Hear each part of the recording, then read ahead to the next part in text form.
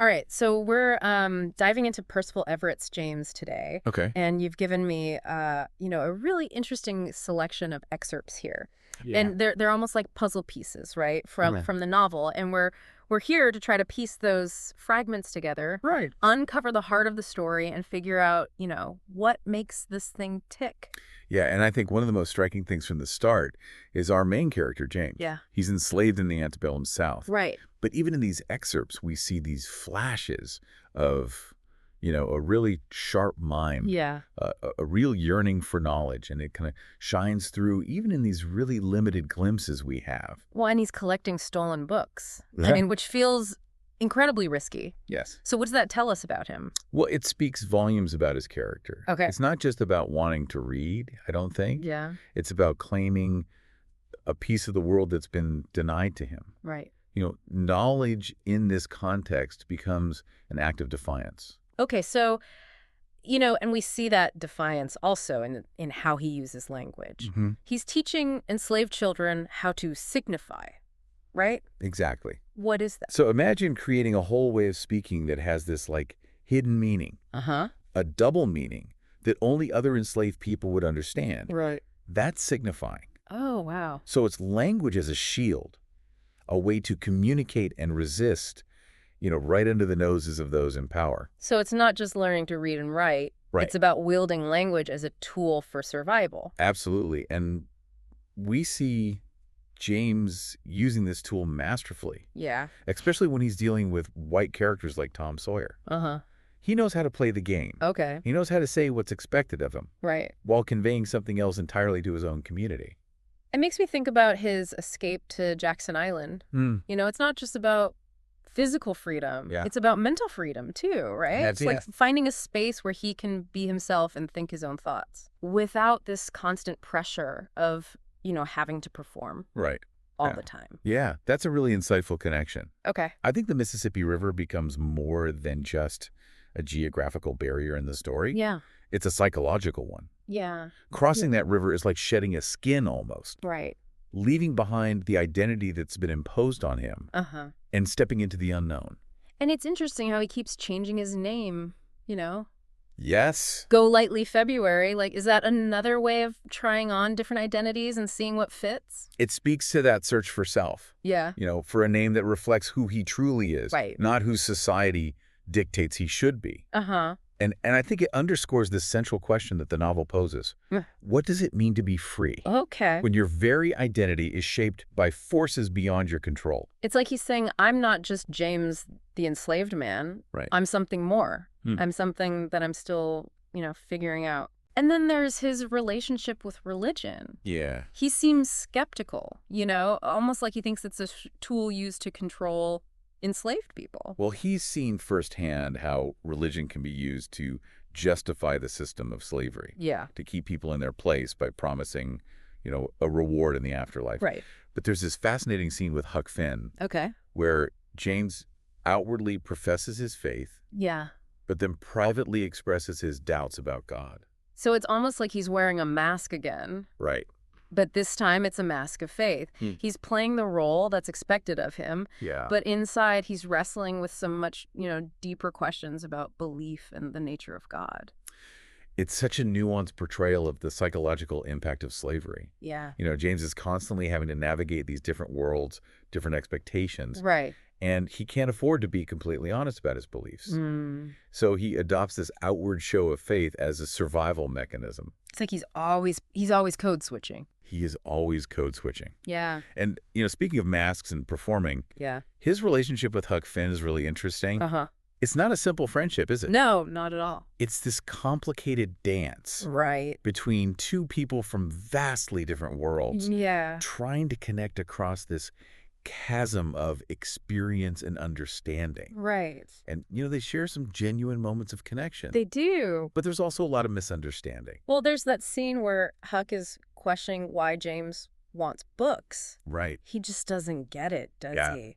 It highlights the limitations of empathy, Yeah. even from someone who's trying to be helpful. Yeah. You know, Yeah. Huck just can't fully comprehend the depth of James's intellectual hunger, Right. how knowledge represents, a pathway to reclaiming his humanity. Yeah, it's almost like those books are a symbol of freedom themselves, Mm. not just a way to pass the time, Yeah. but that freedom is constantly threatened, right? I mean, the excerpts detail so many dangers Yeah. that James faces as a runaway. Violence is a constant threat. Yeah. He's always on edge, Mm-hmm. knowing that he could be captured at any moment Right. and returned to slavery. Right. And then there's the psychological toll Yeah. of being constantly on guard, never truly feeling safe. That scene where he encounters the Virginia minstrels Oh, my God. and is forced to perform in blackface. Yes. I mean, that's just chilling. It's powerful, Yeah. if unsettling, Yeah. way of showing how, even in freedom, Right. James is still trapped by the expectations of white society. It's true. He's forced to participate in a performance Yeah. that mocks and dehumanizes his own people, Mm-hmm. all for the entertainment of white audiences. It's like he's stuck in this like twisted hall of mirrors Right. where his identity is constantly being distorted and reflected back at him in these Yeah. like grotesque ways. Exactly. And then there's the moral dilemma of his decision to kill the overseer Hopkins. Yeah. I mean, it's such a dark turn. It is. It forces us to confront the brutal reality Yeah. of what it meant to be enslaved. Right. James is pushed to the absolute limit, Mm-hmm. and he chooses violence as a way to reclaim a sense of agency. Right. But that decision comes at a price. He's saying, I may not be able to control my circumstances, Right. but I can control this one act. Mm. But it also shows how deeply the system of slavery has impacted him. Yeah, How it's forced him into this position where violence feels like the only option. absolutely. And it raises some really tough questions Yeah. about the nature of freedom and morality. Right. What happens when the rules of a society are fundamentally unjust? Right. What choices are left to those who are denied the basic rights and freedoms that others take for granted? There's another scene that really stuck with me where James helps Sammy escape Yes. and protects her from abuse. It's such a small act of defiance, Yeah. but it's so powerful. Really. It speaks to the idea that even in the darkest of times, Right. there's still room for compassion and courage. Yeah. James could have easily chosen to focus only on his own survival, Yeah. but he puts himself at risk to help someone else in need. It reminds us that even in a system as dehumanizing as slavery, Yeah. the human spirit can still shine through. Absolutely. And that spirit is evident in James's unwavering determination to reunite with his family. That's the driving force behind his journey. Yeah. The fuel that keeps him going. Yeah. Even when the odds seem insurmountable. It does make you wonder, if there's ever a point where he can truly be free, Right. even if he finds his family, can you ever escape the trauma of what he's been through? That's the question that hangs over the entire novel. Yeah. And it comes to a head in that incredible final encounter with Judge Thatcher, Right. the man who held James's freedom in his hands. It's a scene that just turns everything on its head, right? It does. Suddenly, James is the one in control. He's holding the judge hostage, Right. forcing him to listen to his story, to confront the hypocrisy of his beliefs. It's not just about revenge, though. Right. It's about making the judge see him acknowledge his humanity. Yeah. And it's significant, I think, that James uses his words, his intellect, Uh-huh. as his weapon. Yeah. It's like he's finally found his voice. Right. And he's using it to dismantle the very system that sought to silence him. That image of James forcing the judge to row him down the river Oh, yeah. is so powerful. It is. It's like a literal and symbolic reversal of their roles. It's a moment of catharsis, Yeah. a reclaiming of power. Right.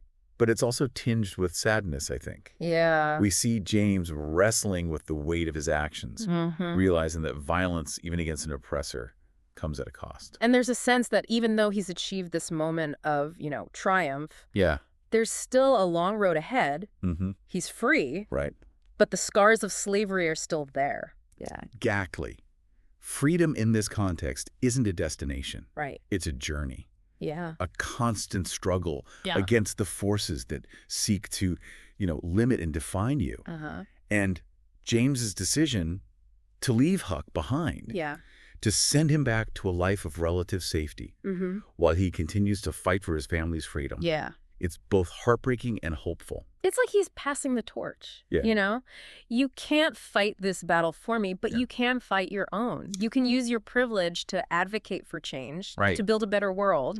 Mhm. And when Huck calls James a liar Right. for denying their connection, it's almost like he's acknowledging the bond they've formed, Yes. even if he doesn't fully understand it. It's an ending that leaves us with more questions than answers. Yeah, it does. But that's what makes it so powerful. Yeah. It forces us to confront the complexities of freedom, Right. the enduring legacy of slavery, and the ongoing struggle for equality. So what does this all mean for us as readers, as people grappling with these same issues in our own time? James's story is a reminder, I think, that the fight for justice is never truly over. Mm-hmm. It's a call to action, Yeah. an invitation to look inward and ask ourselves Right. what we can do to create a more equitable world. It's a story that stays with you long after you finish reading it. It really does. It makes you think about the masks we all wear, Yeah. the compromises we make, Mhm. and the choices we face when confronted with injustice. Absolutely. And ultimately, I think it leaves us with a sense of hope. Yeah. Hope that even in the face of unimaginable adversity, Right. the human spirit can endure. Mm-hmm. That we can find the strength to challenge the status quo Yeah. and fight for a better future. Well, this has been a really incredible journey through the heart of Percival Everett's James. It has. We've explored complex themes of identity, freedom, and the enduring legacy of slavery. Absolutely. And while we've only scratched the surface of this really rich and multi-layered novel, Mm-hmm. I hope it's sparked your curiosity. Yeah. And inspired you to explore the full story for yourself. Definitely. And as you delve deeper into James's world, Right. consider this.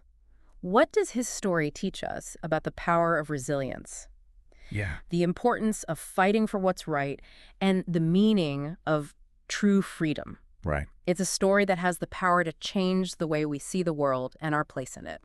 It really is. Thanks for joining me for this deep dive. My pleasure.